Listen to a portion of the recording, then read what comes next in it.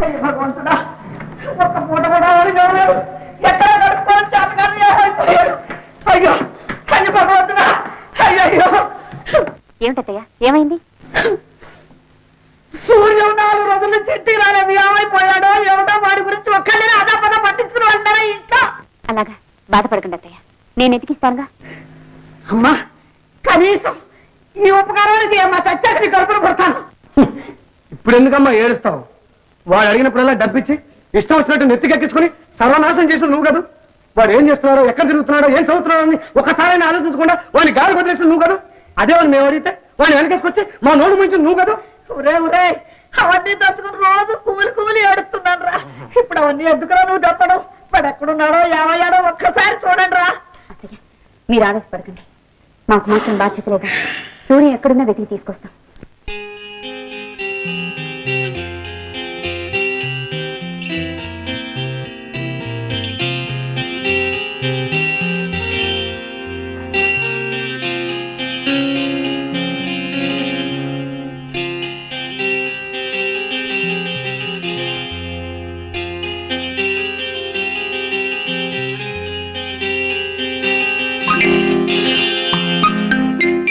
లలిత,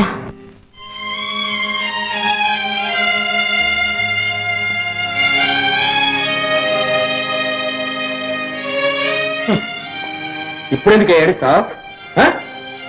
ఏం చేయమంటారు చెప్పండి? మీ ఇద్దరిని కలిసి గంగలో దూకమంటాను. ఏమిటండి మీరు అనేది? అమ్మాయికి నెల తప్పిందని నేను ఏడుస్తుంటే? నెల తప్పడం కాదే, దాని బ్రతుకు ఎప్పుడో గతి తప్పుతుందని నాకు ముందే తెలుసు. అయ్యో అవేం మాట్లాడండి.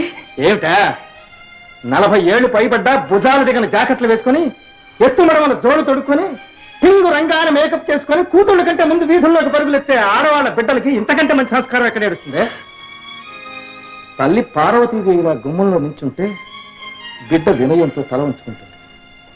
లేకపోతే ఇదిగో ఇలాగే బజార్లో పడుతుంది. ఎవడేవాడు? చెప్పు. అతని పేరు సూర్యం. ఎవరు? అతని దేవురో తెలియదు. తెలీదు? విన్నావటే, ఆ కుర్రాడిది ఏ ఊరో కూడా తెలియదుట.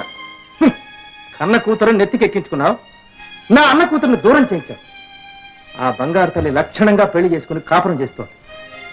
ఇలాంటి గాడిదని కన్నందుకు నీకు, నీలాంటి దాన్ని కట్టుకున్నందుకు నాకు, మనలాంటి వాళ్ళ కడుపున పుట్టినందుకు దీనికి ఈ భూమి మీద బ్రతికే అర్హత లేదు. పదండి, కట్టుకట్టుకు చేద్దాం.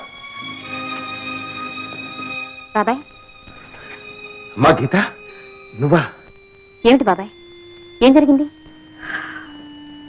ఏముందమ్మా, నిన్ను తోలనాడిన పాపం నన్ను కట్టి కొడుకుతోంది. దీన్నెవడో పాపిష్టివాడు మోసం చేసిపోయాడు.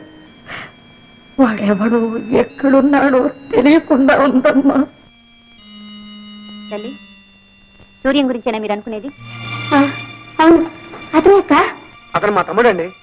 ఏంటి, అతను నీ తమ్ముడా? అవునండి.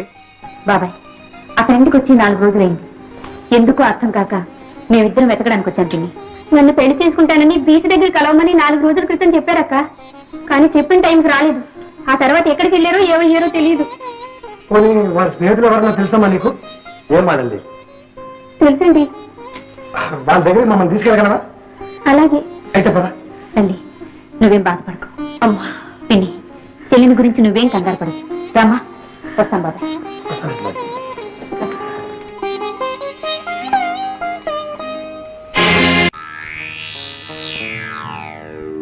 శివ, హరి, వెంకు, బాబు, MDM 9196 మోటార్ సైకిల్ ఎక్కడున్నా, ఎలా ఉన్నా, ఏ రూట్లో ఉన్నా సరే తక్షణం నా దగ్గర రావాలి. 1 గంట టైం ఇస్తున్నా. నువ్వు విజయవాడ రోడ్ వెళ్ళు, నువ్వు బందరు, నువ్వు ఏలూరు రోడ్డు, నువ్వు వాళ్ళ సొంత ఊరు ఇందుపల్లి వెళ్ళు. Come on, quick, hurry up.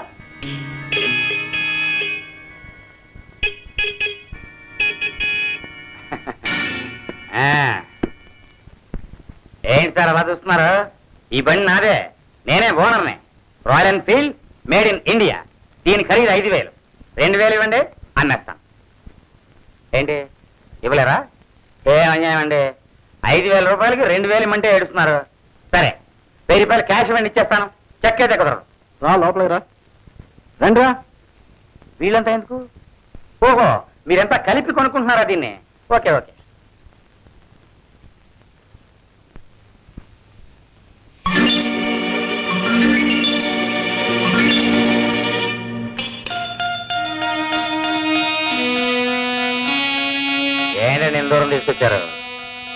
ఈ పెట్లేంటి? ఓహో, మీ బ్లాక్ మనీ ఇందులో దాచారా? ఓకే. ఏంటా కోస్తా? అరే బామ్మర్తి, ఈ దెబ్బలేంటి? రైలు ప్రమాదమా, బస్ ప్రమాదమా, విమాన ప్రమాదమా? అవును, ఈ కట్లేంటి? ఓహో, నేను నీ మోటార్ సైకిల్ కొట్టేస్తే నువ్వు ఇంకెవరిదో కొట్టేసావు అన్నమాట. ఓకే. ఎవరతను? ఇతడే సూర్యం బావ. ఆ మోటార్ సైకిలే తీసుకొచ్చి మనకే అమ్మ చూపుతున్నాడు. ట్యాంకులో వజ్రాలు అలాగే ఉన్నాయి బావ. మోటార్ సైకిల్ ట్యాంకులో వజ్రాలు ఉన్నాయా? ఈ సంగతి తెలిస్తే అమ్మేవాడిని కాదే. అవును, నువ్వు ఇక్కడ ఉన్నావేంటి? డబ్బు కాసిపడి వీళ్ళకి పనిచేశాను.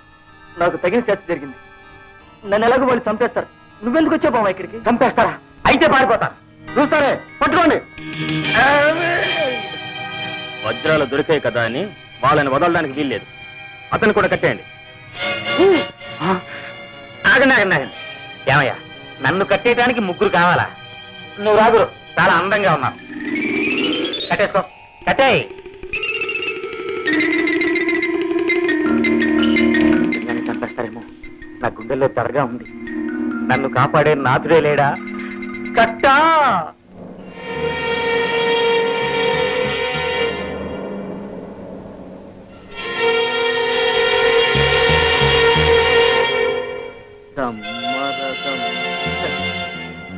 ఏంటి అగిపెట్టా?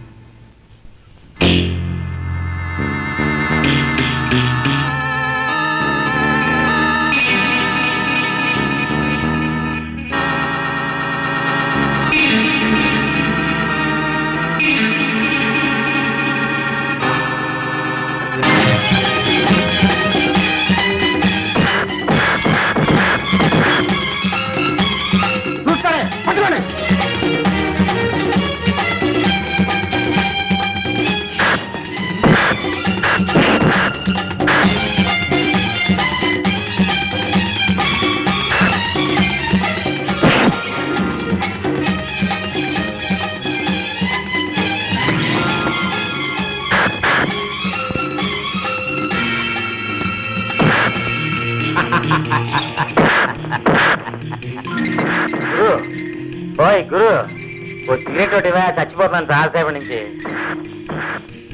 నాకు చేతులు లేవు కదా, నోట్లో పెట్టు, వెలిగించు.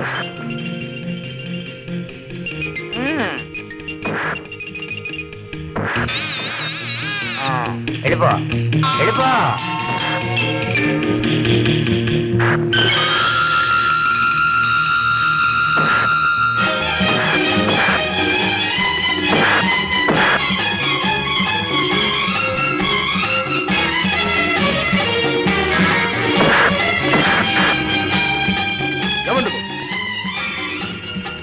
అసలు నువ్వెవరు? గీత, గీత. ఇద్దరి మధ్య చాలా హాయిగా ఉందనుకుంటానే. చేసినట్టుంది, వీళ్ళ మధ్య నా ప్రాణం పోతుంటే. అమ్మయ్యా, ఏమే, ఇంతమంది మగవాళ్ళలో మా ఆయన దొరికాడా మీకు? I say you shut up.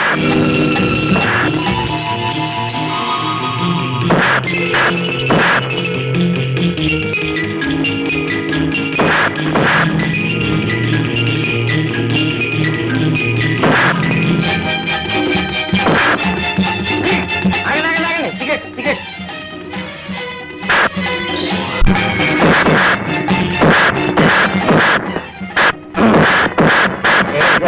నీ కుంటి బాగా సరిపోదా?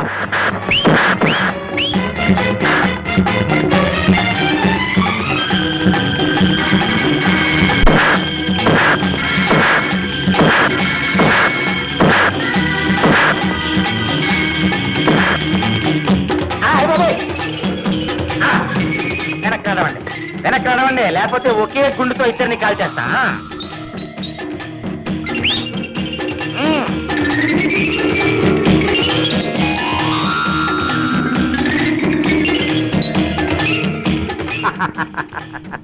పిచ్చోళ్ళారా, ఇందులో గుళ్ళు లేవు. మీ గోడ మీద తుపాకీ వేయి, నెత్తిన ఊరేగండి.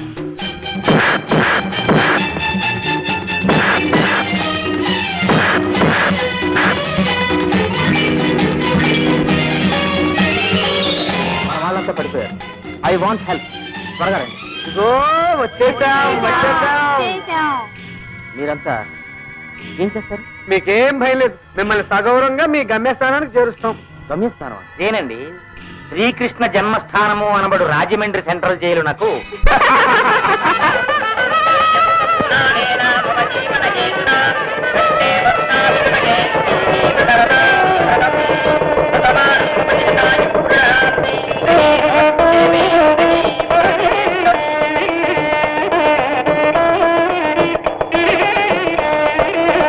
వయసుకు చిన్నదానమైన బుద్ధి పెద్దదానం, ముందు నువ్వు దీవించమ్మా. అలా అనకండి అక్కయ్య, పెద్దల తర్వాతే మేము. మీరు దీవించండి. ఈ వేడుక సమయంలో ఆయన ఎక్కడున్నాడో ఏమిటో ఏమీ తెలియదు. ఈ వైభవం చూసి యోగ్యత ఉంటుందమ్మా. నేను ఎక్కడికి వెళ్తాను? ఇక్కడే ఉన్నాను. ఏమండి? ఇలాగానే దైవంలో ప్రత్యక్షమయ్యారు. వాళ్ళు ఎక్కడున్నారు, ఏమైపోయారు? మీ వెనకాలే ఉంది నాకు చేతగాని పనులు. నా పెద్ద కొడుకు పెద్ద కోడలు చేస్తుంటే చూసి బ్రహ్మానంద పడుతున్నాను. అమ్మా, నిన్ను జీవించడానికి ఆనాడు నేను లేకపోయాను. ఇవాళ కృతజ్ఞతలు చెప్పుకోవడానికి వచ్చాను. అలా అనుకోండి మామయ్య, నేను నలుగురితో కలిసి పెద్దల చాటును బ్రతకాలని వచ్చాను. ఇక్కడ పరిస్థితులు చూసిన తర్వాత మీ అబ్బాయి గారి సహకారంతో వీళ్ళందరికీ కనువిప్పు కలిగించాలని ప్రయత్నించాను. అందరి మనసులో బాధ పెట్టాను.